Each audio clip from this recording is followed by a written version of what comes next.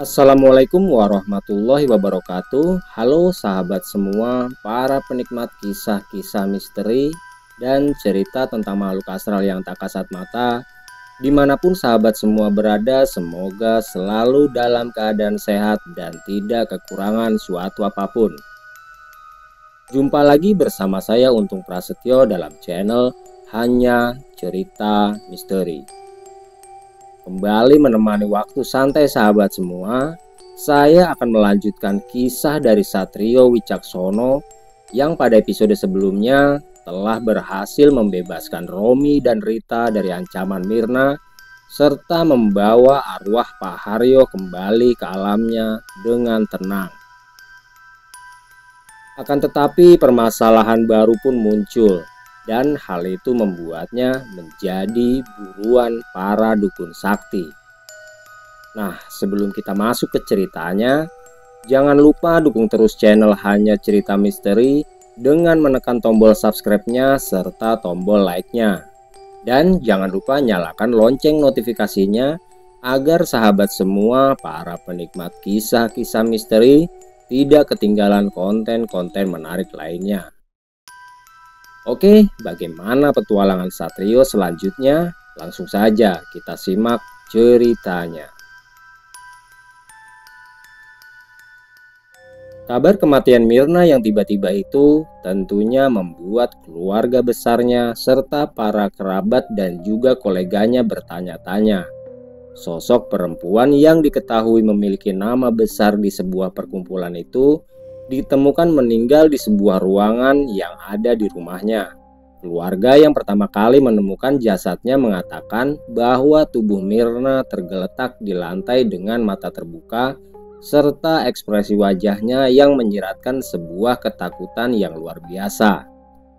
Tidak ada tanda-tanda kekerasan fisik, tetapi di sekeliling ruangan tempat biasanya dia melakukan ritual terdapat beberapa benda yang tampak seperti hancur dengan sendirinya. Beberapa orang yang peka terhadap energi gaib bahkan mengaku merinding begitu melangkah masuk. Seorang kolega Mirna yang juga mendalami ilmu spiritual menyimpulkan bahwa pagar gaib yang melindungi rumah itu tampak masih utuh. Tidak ada tanda-tanda datangnya serangan dari makhluk gaib yang diperintahkan oleh seseorang. Namun anehnya, Mirna tewas dalam keadaan yang sangat mengenaskan dan kemungkinan besar penyebab kematiannya adalah sosok makhluk gaib yang menyerangnya secara langsung. Para ahli spiritual yang mendengar kabar kematian Mirna segera berkumpul untuk melakukan penyelidikan. Mereka datang dari berbagai latar belakang, ada yang berasal dari perguruan ilmu kebatinan, dan ada pula yang merupakan dukun tua dengan pengalaman puluhan tahun dalam menghadapi dunia gaib.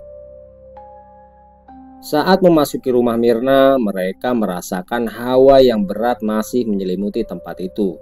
Energi di dalam ruangan terasa tidak wajar, seolah ada sisa pertarungan besar yang baru saja terjadi. Beberapa di antara mereka langsung merasakan tekanan di dada seperti ada sesuatu yang masih mengawasi mereka.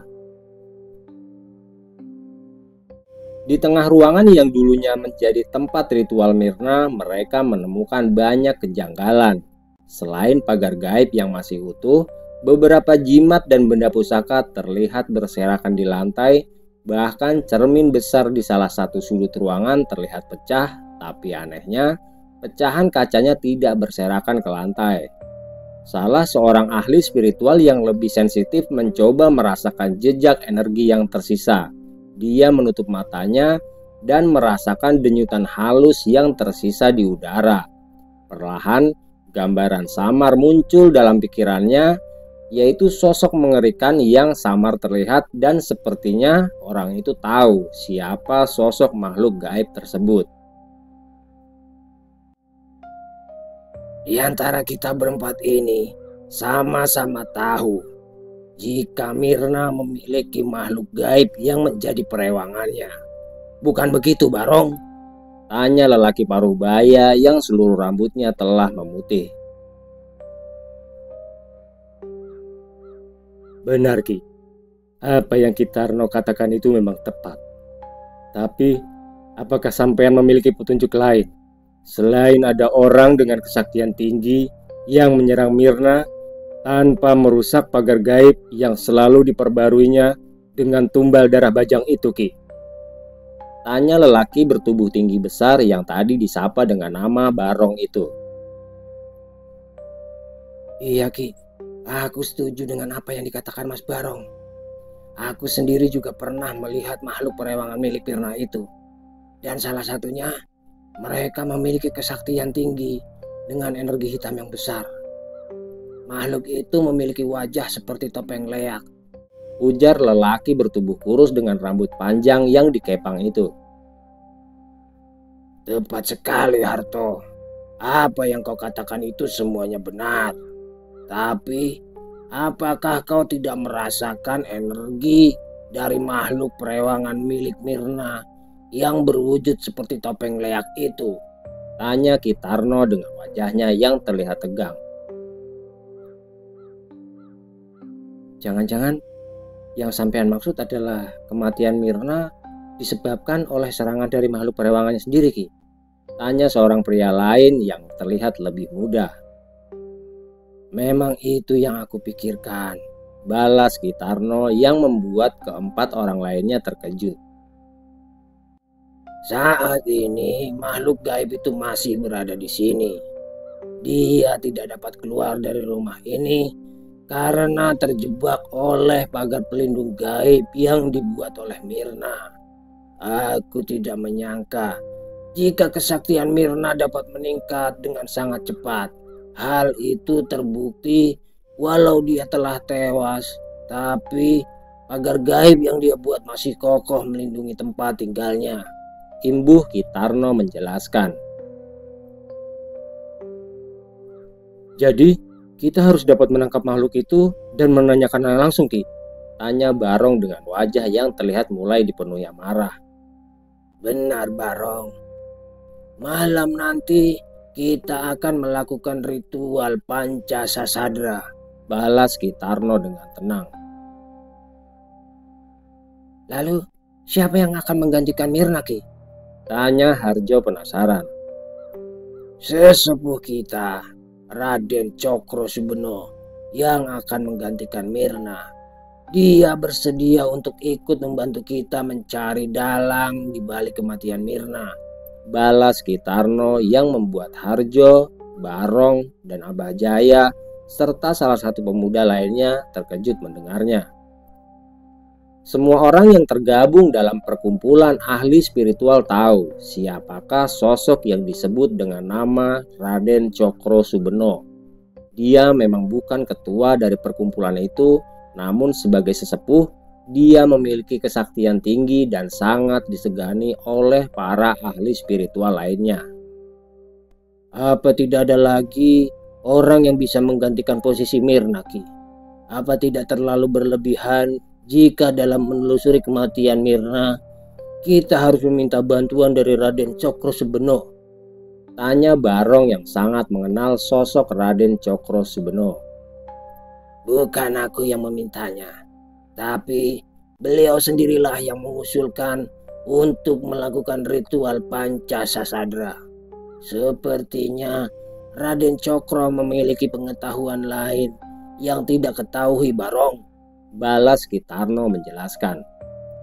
Malam itu para ahli spiritual berkumpul di sebuah tempat bernama Sapta Buana, yang menjadi sebuah tempat berkumpulnya para dukun-dukun sakti dan ahli spiritual dari aliran hitam. Mereka bersiap untuk melakukan ritual Pancasasadra. Angin dingin berhembus pelan membawa aroma mistis yang semakin kental di sekitar tempat itu. Langit tampak gelap pekat seakan-akan menyelimuti rumah joglo besar di tengah perkotaan dengan aura yang sangat mencekam. Raden Cokro Subeno yang sudah berada di antara para ahli spiritual itu terlihat sangat berwibawa sekali. Dengan sorot mata tajam yang mampu menembus lapisan dimensi gaib, pakaiannya serba hitam dengan selembar kain batik bermotif kuno melilit tubuhnya yang membuatnya terlihat sangat berwibawa. Malam itu suasana di Sapta Buana semakin berat. Aroma kemenyan bercampur dengan uap dupa yang mengepul dari beberapa penjuru ruangan memberi kesan magis yang begitu kuat. Raden Cokrosubeno berdiri di tengah-tengah lingkaran ritual, dikelilingi oleh para dukun dan ahli kebatinan yang telah menyiapkan diri untuk memanggil kekuatan tersembunyi di balik kematian Mirna. Saat Raden Cokrosubeno merapal mantra, getaran halus mulai menjalar di lantai rumah joglo tersebut. Udara semakin dingin, napas terasa berat, dan para ahli spiritual yang hadir mulai merasakan energi asing menyelinap di antara mereka.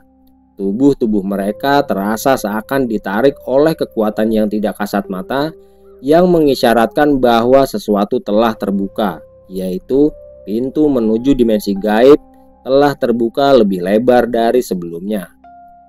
Di sekeliling ruangan suara gemuruh terdengar, seperti ada suara bisikan yang bergema dari dimensi lain. Sebagian dari mereka yang tidak cukup kuat merasakan telapak tangan mereka mulai gemetar. Keringat dingin mengalir dari pelipis mereka meskipun udara begitu dingin. Raden Cokro tetap duduk dengan tenang, dan tatapannya terlihat tajam menembus ke arah makhluk gaib yang telah datang melalui ritual pemanggilan itu.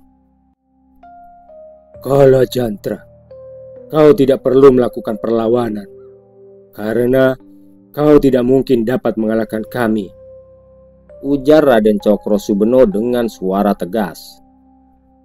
Untuk apa kalian memanggilku? Saat ini aku adalah makhluk bebas, karena Tuanku telah mati, balas Kala Jantra dengan suara yang terdengar menggema. Kami tahu itu, Kala Jantra, tapi apakah mungkin majikanmu itu dapat tewas dengan mudah? Sementara itu, dia memiliki perewangan yang sangat kuat sepertimu, balas Raden Cokrosubeno dengan tenang. Ada apa, Kala Jantra? Apa yang sebenarnya telah terjadi? Imbuh Raden Subeno menanyakan. Aku tidak tahu. Semua terjadi begitu cepat, balas Kala Jantra menjelaskan. Mendengar jawaban yang tidak memuaskan itu, Raden Cokro mengangkat tangannya perlahan dan menciptakan lingkaran energi besar berwarna merah pekat dengan bergerigi tajam yang siap melayang ke arah sosok Kala Jantra. Katakan yang sebenarnya, atau aku akan menyiksamu dengan ajian Cakrapati, ujar Raden Cokrosubeno dengan tegas. Kau pikir bisa mengancamku, hah? Balas sosok Kala Jantra yang langsung mengeluarkan energinya dan berusaha menyerang. Akan tetapi apa yang dilakukan oleh sosok Kala Jantra itu adalah sebuah kesia-siaan, karena dia telah masuk dalam ritual Pancasasadra yang telah membelenggunya dan siap menghancurkan tubuhnya kapan saja jika sosok makhluk gaib itu tidak menuruti apa yang diperintahkan dari kelima pelaku ritual tersebut. Sebaiknya kau katakan apa yang sebenarnya telah terjadi kepada Mirna sebelum Cakrapati melumat tubuhmu dengan perlahan dan akan menghisap seluruh kekuatanmu, lalu membuatmu tidak berdaya. Dan setelah itu, kau akan menjadi makhluk rendahan yang tidak memiliki kekuatan sama sekali, Kala Jantra, ujar Raden Cokrosubeno dengan tegas. Karena tidak ingin menjadi makhluk rendahan yang tidak memiliki kesaktian dan harus bertahan hidup di tengah gempuran makhluk-makhluk gaib lain yang mungkin sedang memburunya, Kala Jantra pun akhirnya menyerah. Dia pun mulai menceritakan tentang apa yang sebenarnya terjadi kepada Mirna yang kala itu masih menjadi majikannya. Malam itu Raden Ayu melakukan sebuah ritual yang memintaku untuk menghabisi keluarga dari mendiang suaminya yang telah berani kembali ke sebuah rumah tua yang dulu ditempati oleh Raden Ayu. Mendengar perintah itu, aku pun dengan senang hati menjalankannya, Raden. Tapi ketika aku sampai di rumah itu, aku melihat sebuah pelindung gaib yang tidak biasa. Pagar gaib itu tidak hanya membentuk kubah pelindung, tapi awalnya membuat rumah yang aku tuju tidak nampak dalam penglihatanku, ujar Kala Jantra menjelaskan. Setelah beberapa lama aku mencari, akhirnya aku memutuskan untuk kembali dan melaporkan hal itu kepada Raden Ayu. Akan tetapi, ketika aku hendak pergi, tiba-tiba saja rumah itu muncul dengan selubung gaib yang menjaganya. Melihat itu, aku pun langsung menyerang pagar gaib pelindung itu, Raden. Tapi sebelum aku berhasil masuk, aku melihat seorang pemuda datang dan berusaha memperbaiki pagar pelindung gaib itu. Imbuh Kalajantra menjelaskan. Tapi anehnya, tidak lama kemudian pemuda itu membuka pagar pelindung gaib rumah tua itu. Dan dengan senang hati tentunya aku langsung masuk untuk menyerangnya. Namun semua itu adalah awal dari mimpi burukku, Raden. Pemuda itu langsung menyerangku dan dilanjutkan oleh sosok makhluk gaib perewangannya yang mengambil alih pertempuran malam itu. Hingga akhirnya aku dapat dikalahkan oleh mereka berdua. Lalu pemuda itu mengikatku dengan sebuah ajian yang memaksaku untuk menuruti perintahnya. Imbuh Kalajantra menjelaskan apa yang dialami malam itu. Mendengar apa yang dikatakan oleh Kalajantra, Raden Cokrosubeno tampak sedikit terkejut. Dia tidak menyangka jika ada seorang pemuda yang memiliki kesaktian tinggi dan dapat memutus ikatan makhluk gaib dengan tuannya hanya dalam waktu singkat. Tapi yang lebih mengejutkannya adalah pemuda itu akhirnya mampu memerintah Kalajantra. Lalu apa yang menyebabkan kematian Mirna? Tanya Kitarno yang tidak sabar lagi ingin mengetahui penyebab kematian dari sahabatnya itu. Ketika aku melesat untuk kembali ke rumah Raden Ayu dan menjalankan perintah dari pemuda itu, dia mengikutiku dari arah belakang dengan kecepatan yang sangat luar biasa. Dan sesampainya di rumah Raden Ayu, aku pun masuk dengan mudah menembus pagar gaib yang melindungi rumah itu. Karena aku adalah bagian dari Raden Ayu sendiri, jadi pagar pelindung gaib itu tidak berpengaruh bagiku, ujar Kalajantra menjelaskan. Dan setelah masuk ke dalam ruangan tempatnya ritual, aku pun menjalankan perintah pemuda itu yang memintaku untuk melakukan apa yang telah diperintahkan Raden Ayu kepadaku.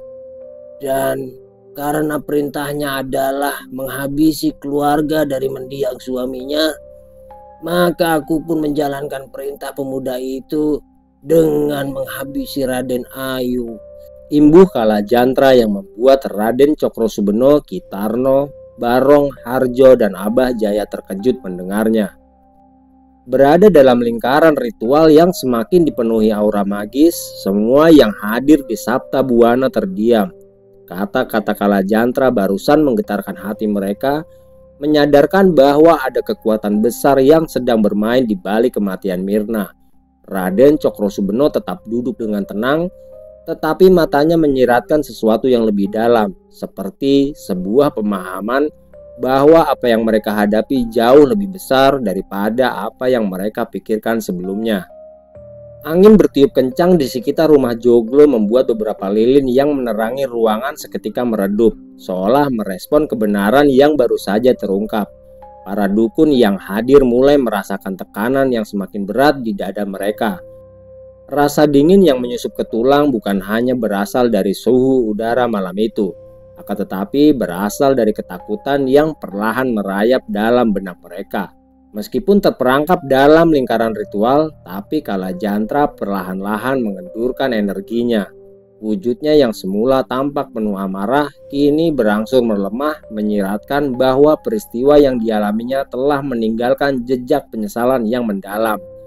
Bayangan pemuda yang dikisahkannya seolah hadir dalam benak semua orang yang mendengarnya.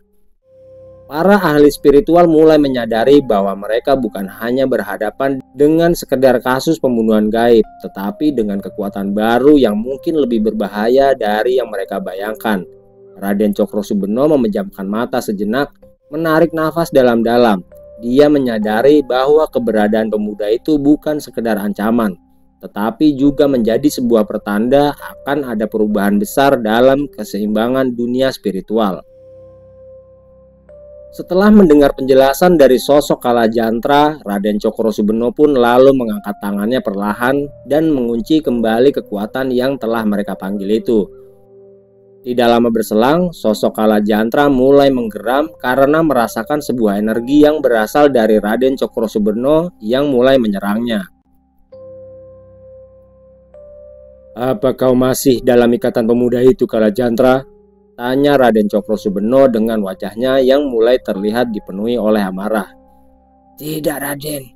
Aku tidak terikat dengan siapapun saat ini. Tolong, jangan kau ambil kekuatanku," balas Kalajantra sambil terus mengerang kesakitan. "Kalau begitu, Kitarno akan mengikatmu dan kau harus membantunya mencari di mana keberadaan pemuda itu," balas Raden Cokrosubeno dengan tegas. Mendengar hal itu, Kitarno segera melangkah maju lalu mengangkat tangannya untuk merapal mantra pengikat. Energi gaib mulai berputar di sekelilingnya, membentuk lingkaran kekuatan yang merayap di udara sebelum melingkari tubuh Kalajantra. Sosok makhluk gaib itu menggeliat mencoba melawan, akan tetapi kekuatannya semakin melemah di bawah tekanan energi yang ditanamkan oleh Kitarno. Dari sekeliling ruangan, para ahli spiritual lainnya memperhatikan dengan penuh kewaspadaan. Mata mereka terlihat tajam memperhitungkan setiap pergerakan yang terjadi dalam ritual tersebut. Tidak ada yang berani lengah karena mereka tahu bahwa makhluk gaib sekuat Kalajantra masih menyimpan potensi bahaya jika diberikan kesempatan untuk memberontak. Perlahan-lahan energi Kitarno mulai menyatu dengan tubuh Kalajantra, membentuk segel gaib yang menandakan ikatan baru telah terbentuk. Getaran halus menyebar di lantai rumah Joglo mengisyaratkan bahwa proses pengikatan telah selesai. Kalajantra kini berada di bawah kendali Kitarno dan tidak lagi memiliki pilihan lain selain tunduk kepada tuan barunya itu. Suasana di Saptabuana masih dipenuhi oleh hawa magis yang berat. Asap kemenyan yang mengepul dari berbagai sudut ruangan semakin menebal, menyamarkan cahaya dari lilin-lilin yang masih menyala redup. Beberapa dukun yang hadir saling bertukar pandang, memahami bahwa langkah yang diambil Raden Cokrosubeno adalah langkah besar dengan menjadikan Kalajantra sebagai alat untuk melacak keberadaan pemuda misterius itu. Raden Cokrosubeno tetap diam di tempatnya, memandang lurus ke arah Kalajantra yang kini berlutut dalam keadaan lemah. Dalam pikirannya, berbagai kemungkinan mulai bermunculan. Siapa sebenarnya pemuda yang mampu mengendalikan makhluk sekuat Kalajantra dan dari mana asalnya? Lalu apa tujuannya yang sebenarnya? Semua pertanyaan itu harus segera dijawab sebelum keseimbangan dunia spiritual terguncang lebih jauh. Kitarno menutup matanya sejenak, membiarkan ikatan barunya dengan Kalajantra semakin menguat. Dia tahu bahwa perjalanan selanjutnya tidak akan mudah. Mencari pemuda itu berarti siap menghadapi bahaya yang mungkin jauh lebih besar dari yang bisa mereka bayangkan. Namun tidak ada pilihan lain. Mereka harus menemukan jawabannya sebelum terlambat.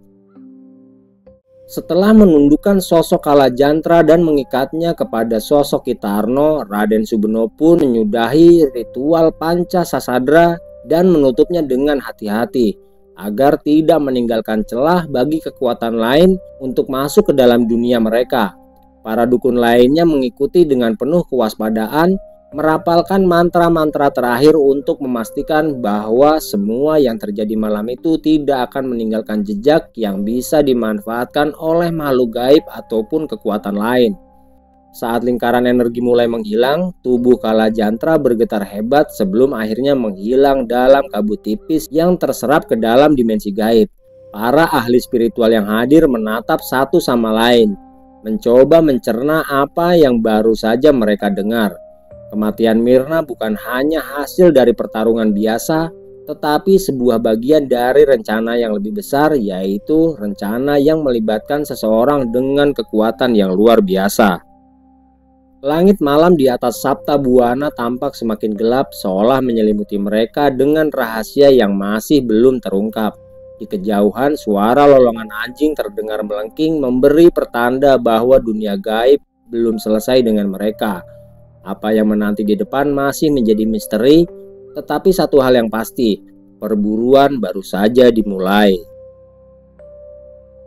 Di sisi lain, kehidupan Romi dan Rita yang diharapkan mulai menemui ketenangan setelah kematian dari ibu tirinya itu kembali terganggu dengan kedatangan adik-adik dari Mirna untuk menanyakan sesuatu yang sama sekali tidak mereka mengerti.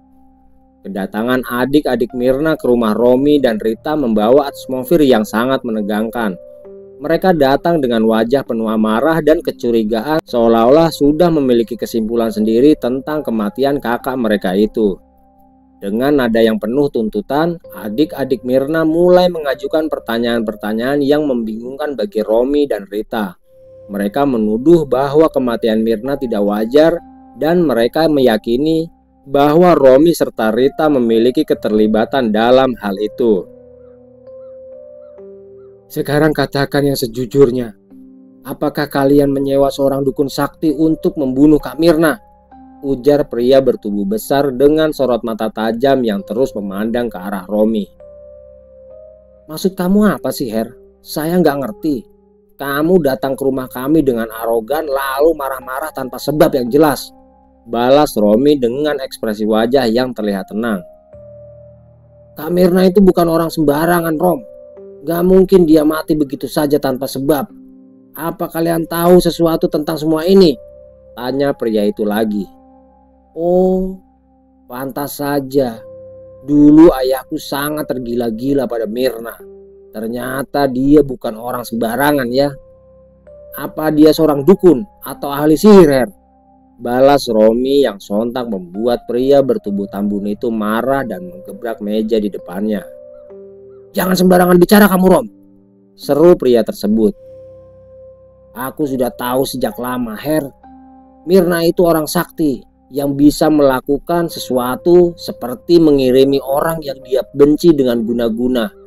Dan hal itu juga yang sepertinya membuat ayah saya tersiksa sebelum kematiannya. Balas Romi dengan sorot mata yang terlihat tajam. Sekarang Mirna telah mati akibat perbuatannya. Dan aku sangat bersyukur karena ada orang yang secara tidak langsung membalaskan dendam keluargaku.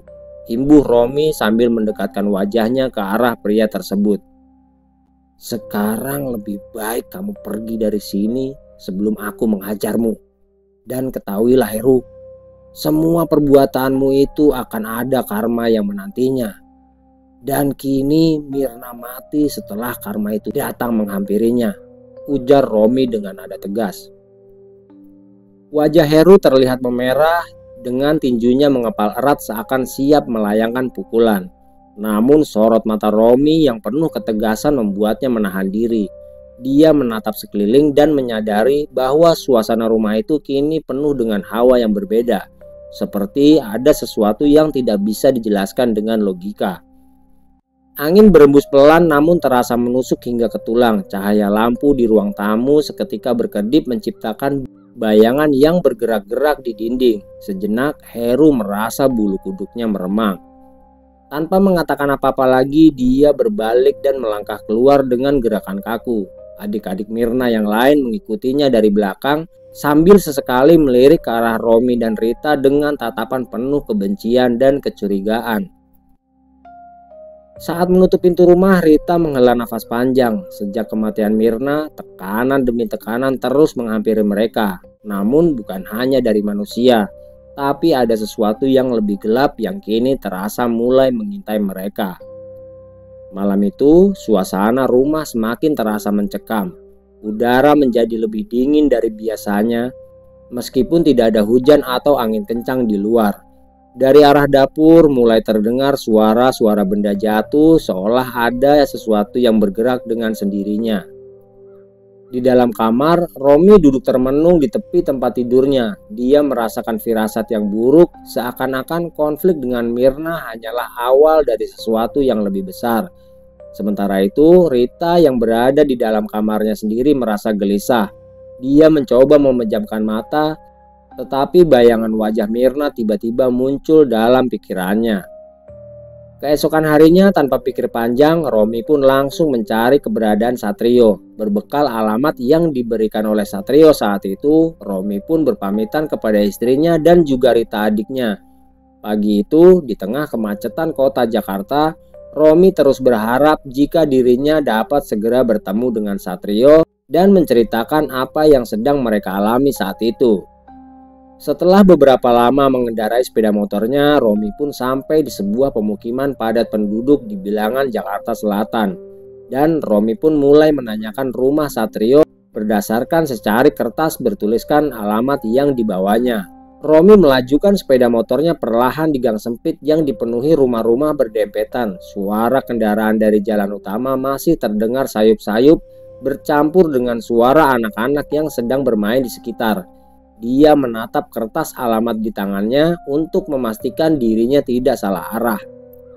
Beberapa kali dia bertanya kepada warga sekitar hingga akhirnya seorang pria parubaya yang tengah duduk di depan warung menunjuk sebuah rumah berwarna biru muda di ujung gang.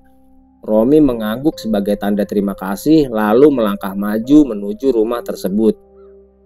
Begitu sampai, dia mengucap salam dan menunggu di depan pagar besi rumah itu. Setelah beberapa lama, suara langkah kaki terdengar dari dalam. Pintu terbuka dengan perlahan memperlihatkan wajah Satrio yang tampak terkejut melihat Romi berdiri di depan rumahnya. Walah, sampean Thomas.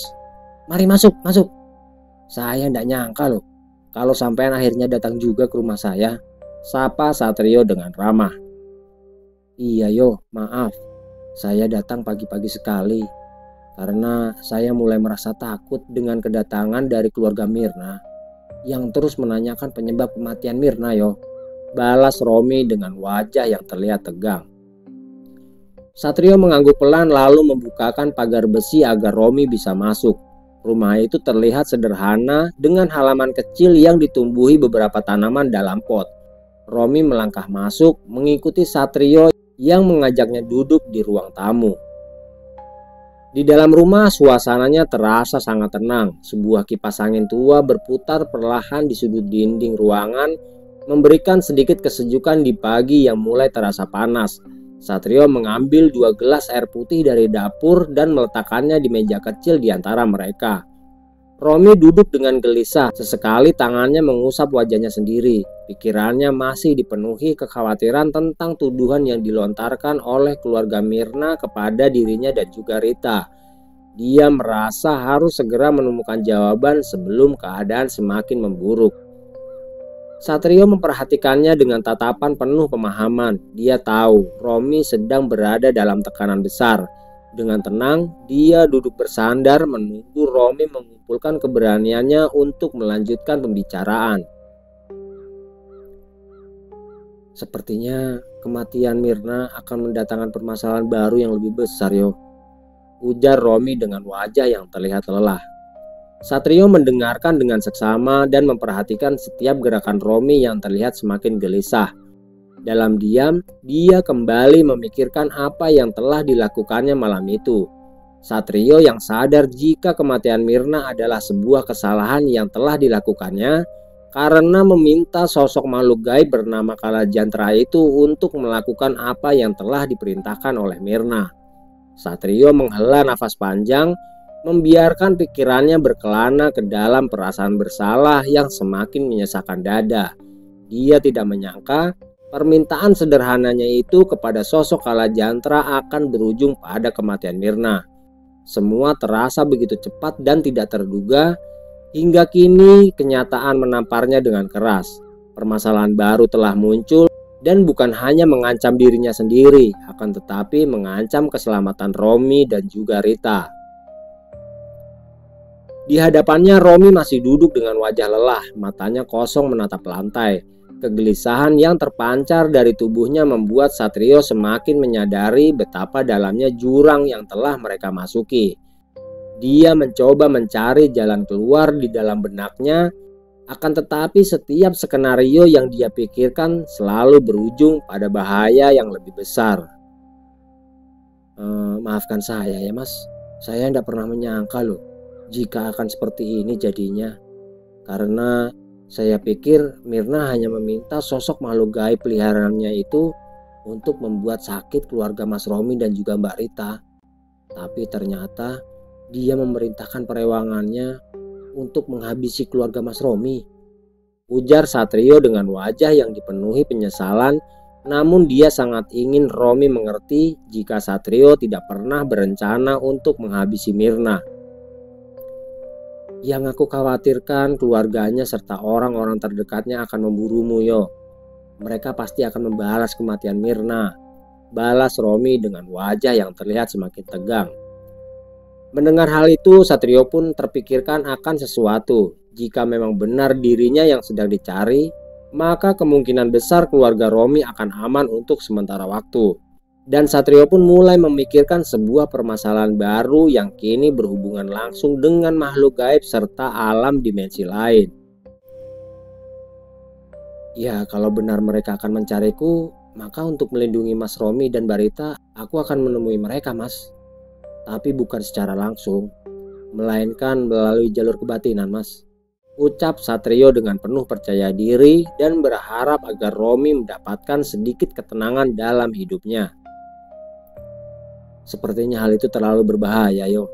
Soalnya yang aku tahu dari orang yang dulu pernah menyembuhkan penyakit aneh keluargaku, dia mengatakan jika Mirna itu bukan orang sembarangan. Dia juga memiliki teman yang kesaktiannya sangat tinggi, Yo. Balas Romi memperingatkan. Ya, itu semua sudah menjadi resiko saya, Mas. Dan semoga saja semua bisa dijelaskan dengan baik-baik. Tapi jika tidak, ya harus ada perlawanan, Mas. Ucap Satrio dengan tenang.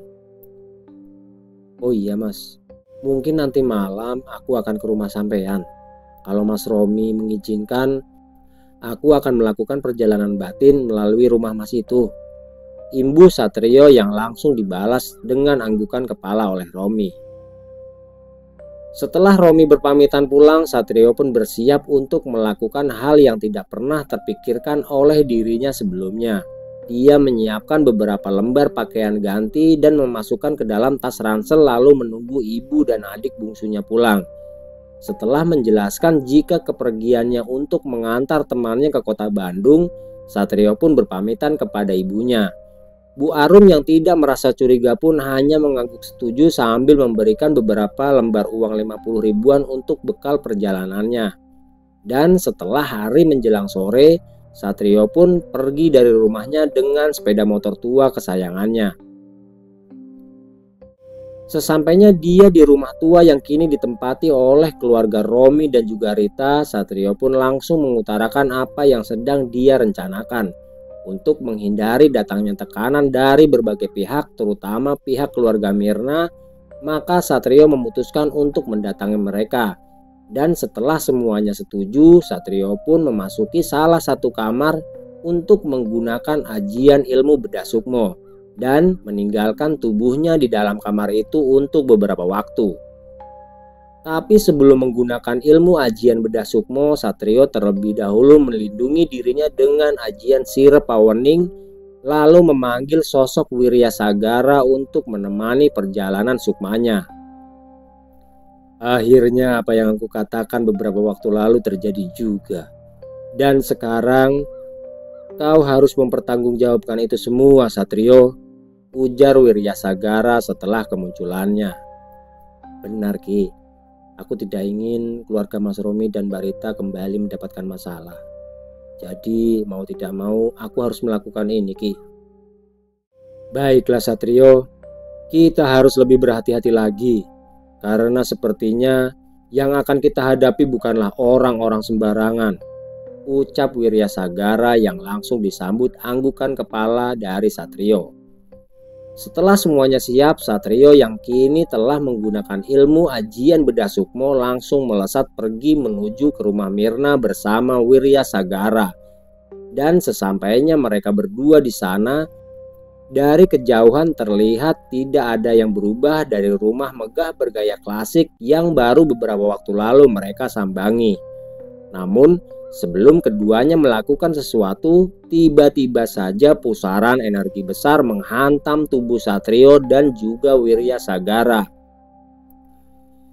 Dan tanpa mampu melakukan perlawanan, keduanya masuk ke dalam pusaran besar yang membawa mereka ke sebuah tempat di alam gaib yang merupakan hamparan tanah gersang dengan langit merah serta kabut tipis yang menyelimutinya.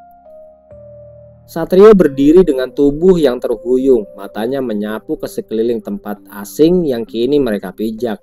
Tanah yang kering dan retak hampir sejauh mata memandang, sementara langit di atas mereka memancarkan warna merah pekat yang menimbulkan kesan suram dan sangat menekan. Sementara itu Wirya Sagara berdiri di sampingnya dengan wajah yang terlihat lebih waspada. Dia menajamkan indera penglihatan dan pendengarannya untuk mencoba mencari tahu keberadaan energi besar yang telah menyeret mereka ke alam ini. Berhati-hatilah Satrio, sepertinya mereka memang sudah menunggu kita dan sengaja membawa kita ke tempat ini, ujar Wirya Sagara dengan tenang. Baik Ki, maaf sudah merepotkan sampean, balas Satrio yang terlihat semakin waspada. Tidak berselang lama, tiba-tiba dari balik kabut muncul sosok lelaki tua dengan jubah hitam yang berkibar pelan. Wajahnya terlihat tenang dan penuh wibawa, sedangkan aura hitam tebal menyelimuti tubuhnya.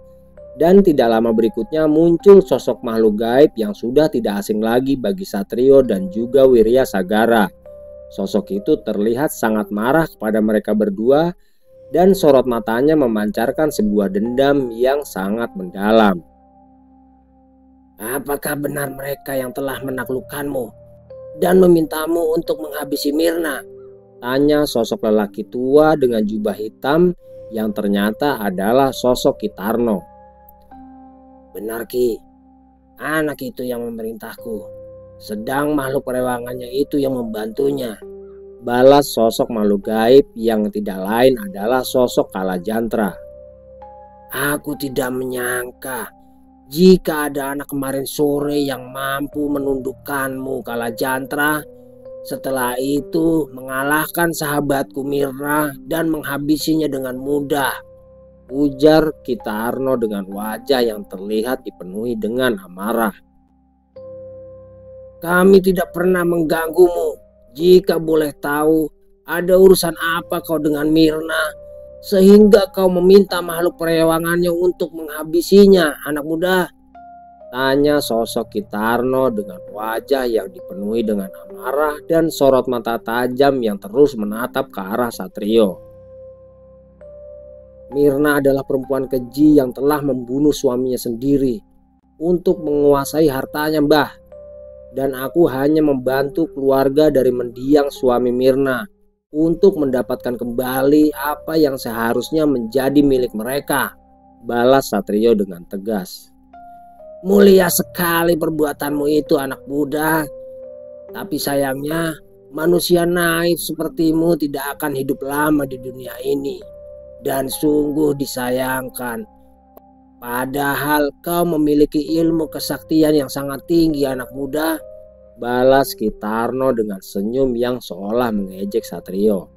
Setelah mengatakan hal itu, Kitarno langsung memerintah Kalajantra untuk menyerang Satrio dan Wirya Sagara.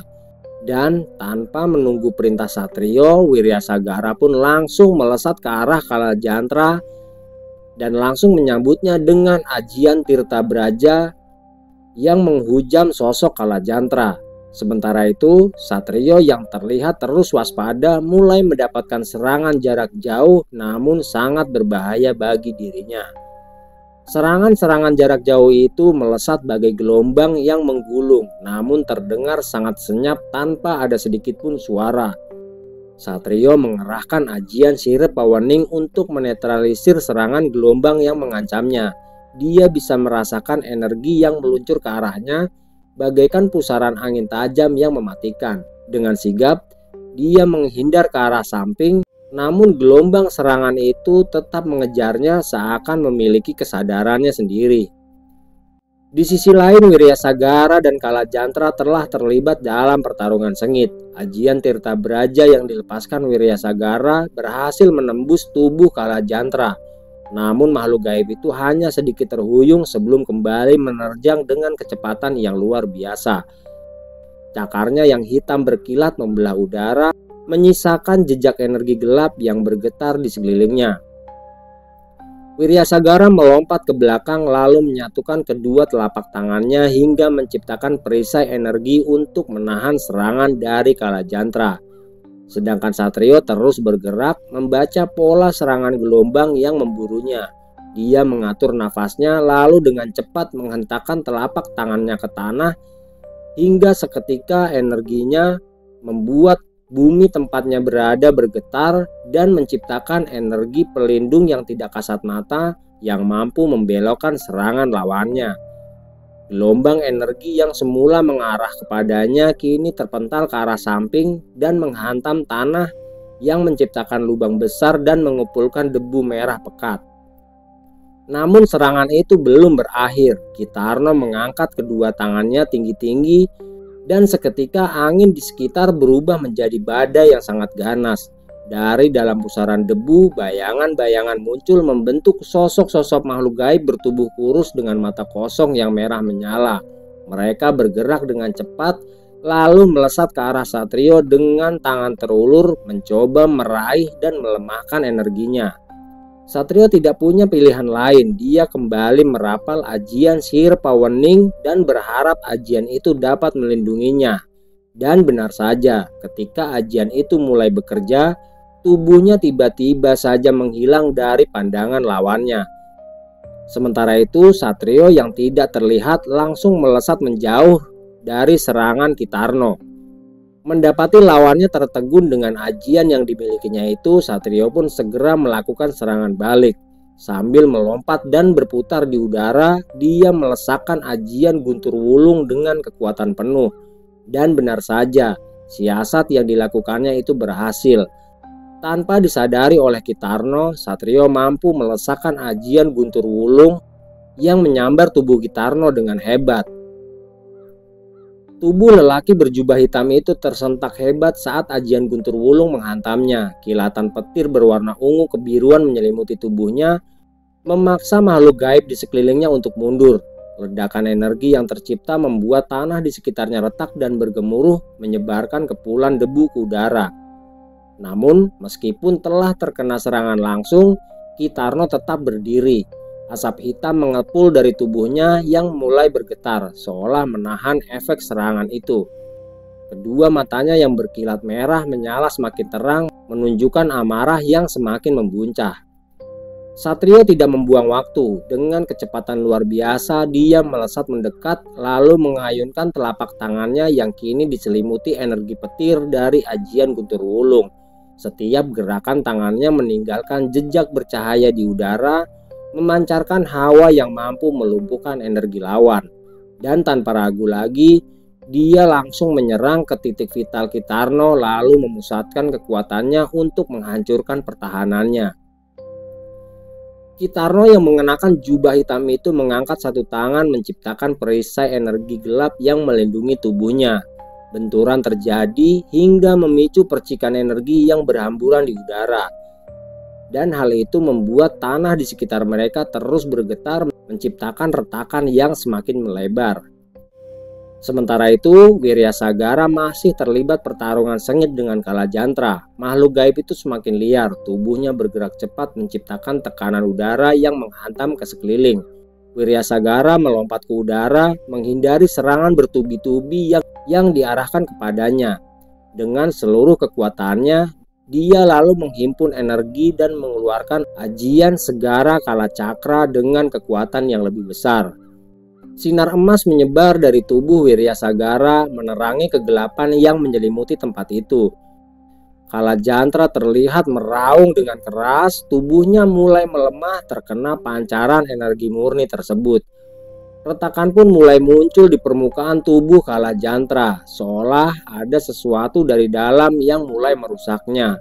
Dan tidak lama kemudian Kalajantra pun musnah dan menghilang bersama kepulan asap hitam. Di sisi lain, Satrio mulai merasakan tekanan yang lebih besar.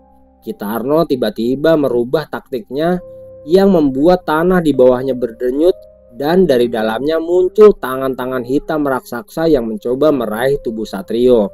Namun sebelum kekuatan itu mampu melukai Satrio, Sosok Wiryasagara yang telah berhasil memusnahkan sosok Kalajantra langsung melesakkan ajian Tirtabraja yang menghantam ke tubuh Kitarno.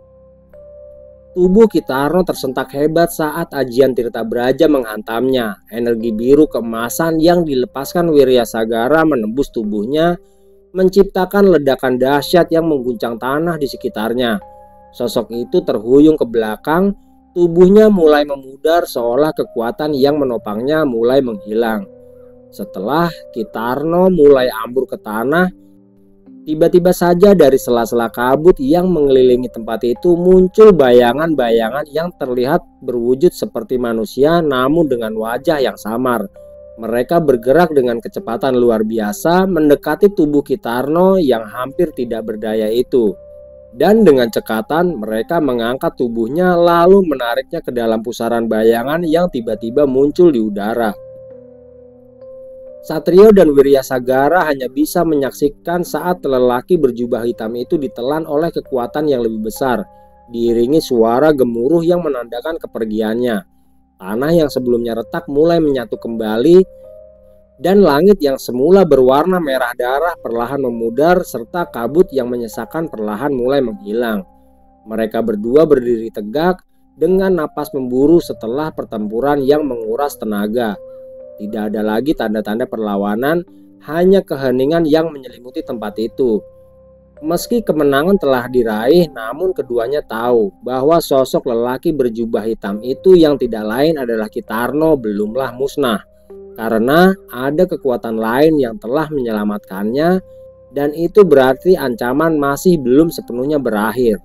Dengan langkah mantap, Satrio dan Wiryasagara mulai beranjak pergi dari tempat itu, meninggalkan medan pertarungan yang kini kembali sunyi. Di alam gaib tempat mereka berada perlahan berubah, memberikan isyarat bahwa sudah saatnya mereka kembali ke dunia nyata.